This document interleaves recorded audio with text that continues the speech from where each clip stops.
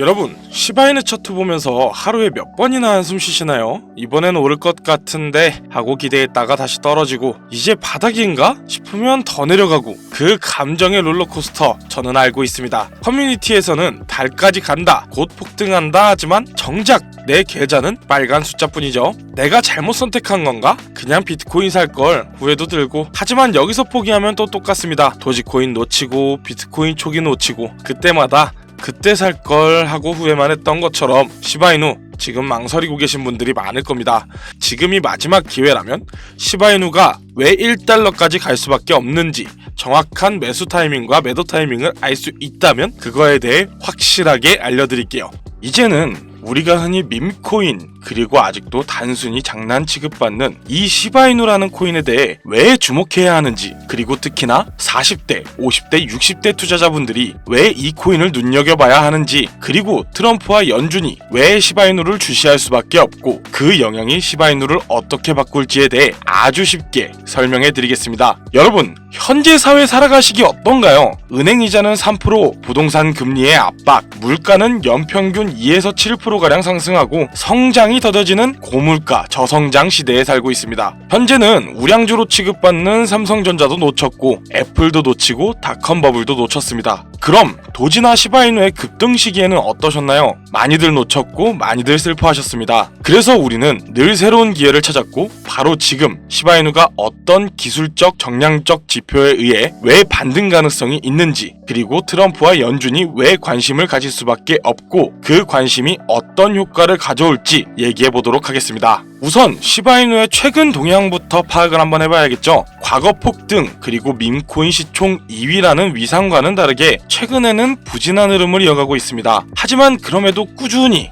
호재는 계속해서 들려왔는데요. 소강 메커니즘이 폭발적으로 강화되어 하루 24시간 동안에 약 3천만 개의 토큰이 소각되었다는 보도도 나왔고 이 수치는 전일 대비 약 8만 8천% 이상 급증했다는 내용이었습니다. 또 생태계 핵심인 시바리움의 거래량은 꾸준히 증가 중이고 중앙화 거래소에 보관된 시바이누 물량은 최근 4년 내 최저치에 근접했다는 보고도 있습니다. 이 내용이 왜 호재라는 거고 왜 관심을 가져야 하는 걸까요? 우선 소각이라는 건 말 그대로 시장에 풀려있는 토큰의 개수를 줄인다는 거죠. 유통되는 토큰의 수가 줄어든다는 말이고 이 말의 뜻은 희소성이 생겨나고 있다는 말이에요. 희소성이 생기면 가격은 상승할 확률이 높아집니다. 명품이 왜 비싸고 왜 사람들이 열광할까요? 흔하지 않다는 희소성, 심지어 일부 명품은 리셀이라는 이름으로 정가보다 비싸게 파는 경우도 있죠. 이렇듯 시바이누도 명품화를 시키려는 겁니다. 그리고 토큰의 개수는 줄고 있지만 최근에는 시바이누 보유자가 150만 명을 넘겨 최고치를 넘겼다는 뉴스도 나왔습니다. 전체적으로 말하자면 현재도 부진하고 있지만 반등의 토대가 잡히기 시작한다는 거죠. 그럼 여기서 소각이라는 게 단순히 희소성만의 얘기냐? 그건 또 아닙니다. 소각이라는 건 단어처럼 태워 없애버리는 게 아닙니다. 이미 발행된 토큰을 아무도 열지도 보지도 못하는 지갑 속에 담아버리는 것이죠. 이 소각 프로젝트는 생각보다 오래전에 도입되었으며 현재 410쪽 이상의 토큰이 소각된 것으로 보이는데요. 특히나 시바이누 생태계의 핵심 인프라 역할을 하는 시바리움의 거래 수수료의 일정 비율이 시바이누를 구매해 소각하는 방식으로 연계되어 있고 거래 수수료의 70%가 소각용 비용이라는 분석도 나왔습니다. 하지만 이건 단순한 변수일 뿐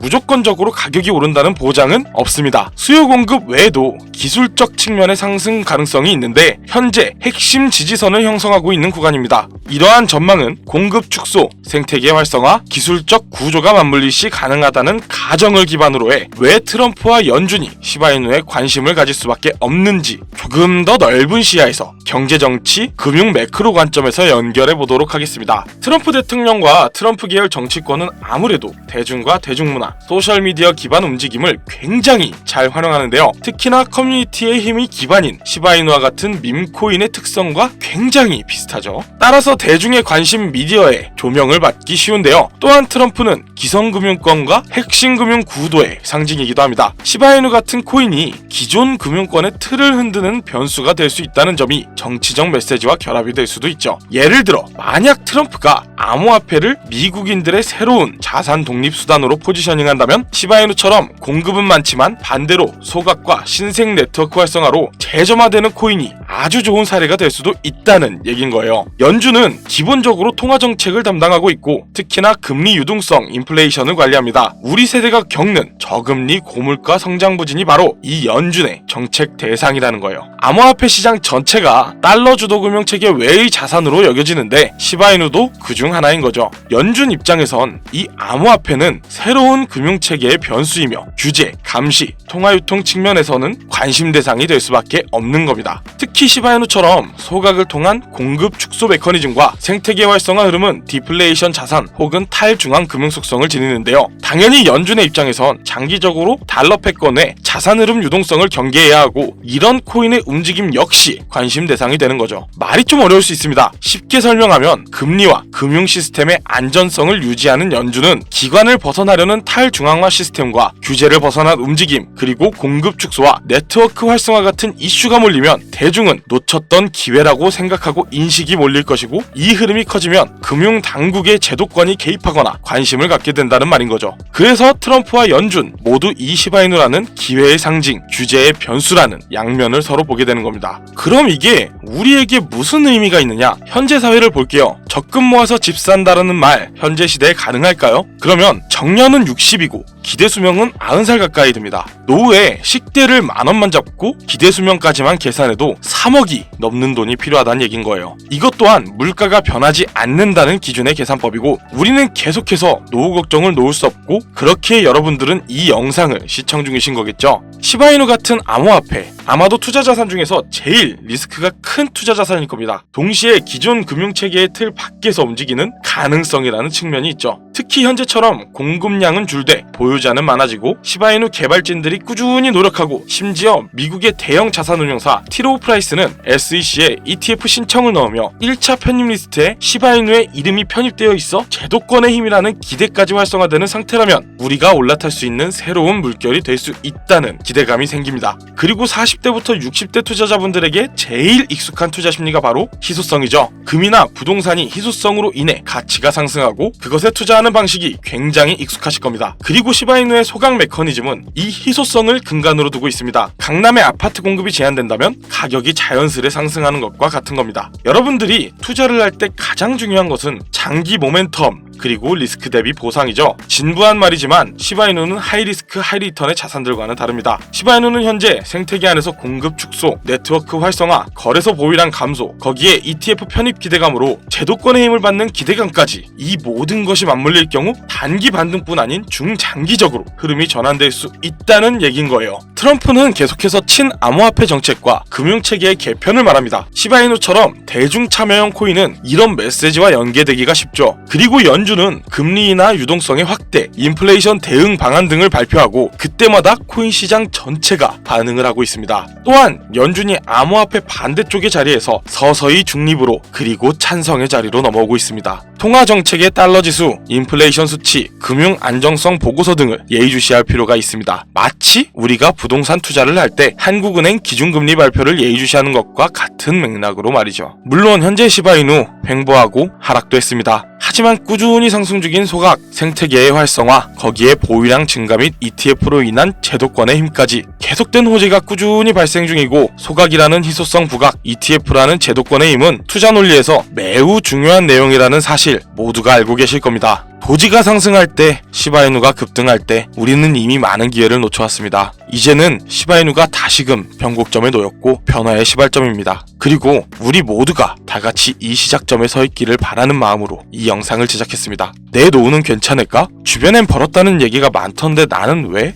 나는 이렇게 뒤처지는 걸까? 이런 수많은 걱정 속에 살고 계신 거 저는 알고 있습니다. 아니요, 저만 알고 있는 게 아니라 모두가 같습니다. 매일매일 열심히 살지만 통장 잔고는 그대로고 물가는 매년 상승하는데 내 수입은 그 상승률에 발맞춰 걷지 못하고 있는 현실. 노후 준비, 자식들을 다 키워놨으나 이제 나를 챙길 여력은 없는 이 현실. 지금 이대로면 변화하지 않을 것이라는 사실 다들 아시지 않나요? 25년 1월 트럼프가 미국 대통령으로 복귀했고 그 영향을 받은 코인들은 따로 있습니다. 트럼프랑 코인이 무슨 상관이 있냐고요? 트럼프 일가는 직접 직접 코인을 제작까지 할 정도로 진심입니다. 그에 따라 트럼프는 암호화폐에 대한 규제도 완화시키고 친암호화폐 정책도 많이 내놓고 있습니다. 그리고 암호화폐 사업을 유지하며 어마어마한 수익을 벌어들이고 있는데요. 코인 시총 53위에 트럼프가 존재합니다. 그리고 심지어 트럼프 일가가 만든 월드 리버티 파이낸셜의 코인은 시총 33위입니다. 그리고 거기서 발생한 USD 원 스테이블 코인까지. 그럼 트럼프는 이 세 가지의 코인만 신경 쓰고 투자할까요? 아닙니다. 훨씬 많은 코인들이 존재하고 이 코인들은 하루에 90%의 상승, 일주일간 최대 600%의 급등까지 하는 코인들도 있습니다. 40대부터 60대 여러분, 지금까지의 경험 다들 존재할 거라 믿습니다. 20대, 30대 젊은 투자자들을 보면 이런 코인이 다 오른 후 충동적으로 들어가 고점에 물리는 걸 정말 많이 봤습니다. 하지만 여러분은 다르잖아요. 평생을 살면서 배운 판단력, 신중함, 끈기,